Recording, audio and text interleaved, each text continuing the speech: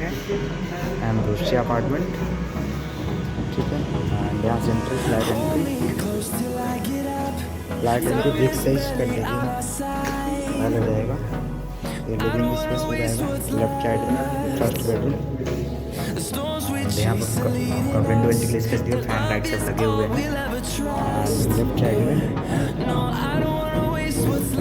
Indian common bathroom हो गया first side, ठीक है। गीजर लगा हुआ, आपका एग्जॉस्ट लगा हुआ है। यहाँ पर आपका डाइनिंग स्पेस हो जाएगा, ठीक है। डाइनिंग से बालकनी अटैच। राइट साइड में सेकंड बेडरूम है, सेकंड बेडरूम है राइट साइड में। वेंटिलेशन का कोई प्रॉब्लम नहीं होती है, आपको लाइट रहेंगे सेकंड बेडरूम में था।